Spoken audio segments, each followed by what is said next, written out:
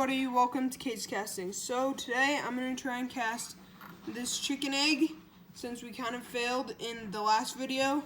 So for this I'll be using the wooden mold that we made in our last video, and so in our last video I kind of forgot. So the wood box that we use, it just has this this little thing slot that lets it slide together perfectly. Me and my dad just made it by hand, and it works really well for two-part castings, two-part molds. And then I also have this 3D printed little circle thing that I use for smaller castings. Yeah, and I just 3D printed it. It works really well. Just if you're doing this, just try not to get the crucible too close, because it will melt it. And it usually does get pretty soft once you pour the brass in it, but it'll harden up. And so, yeah, I've got the brass. So I get my brass.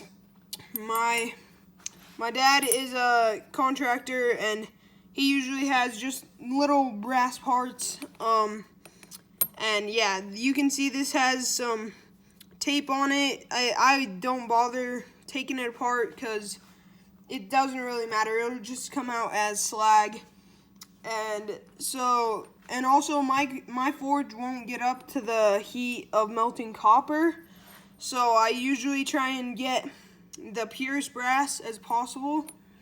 And yeah, so let's melt down this brass, and we'll try and cast that chicken egg again. Also, guys, don't forget, once I reach 50 subscribers, I'm going to cast a mini play button out of real silver. I'll be casting this play button that I designed and 3D printed. So guys, if I reach 50 subscribers, I'll cast it out of real pure silver. Guys, we got the forge all started up. The brass is down in there. Should be melting soon. So the brass is all melted. We're just gonna scoop the slag, and the slag is just the junk that's on top.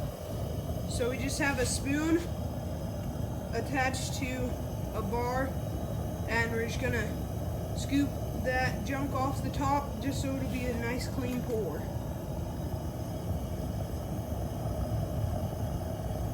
Because you don't want the junk to get in your castings.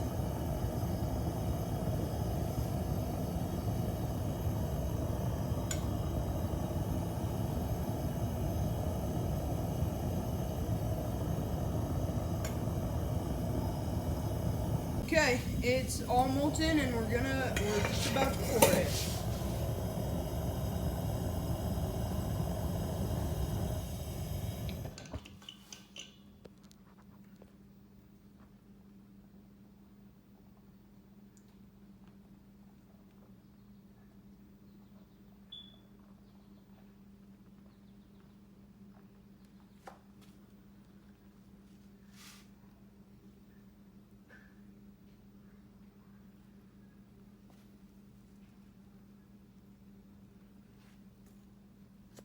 Okay, we'll see how that turned out.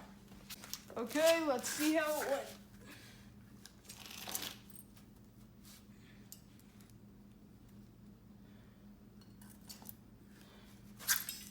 Okay, it looks like it worked. Okay guys, it looked like that worked pretty well. So let me just cut off the sprue and clean it up a little bit, and I'll show you guys the result. Everybody, so after a bit of cleanup work, this is how it turned out. I'm pretty happy with it, except it's got a few little pits and divots.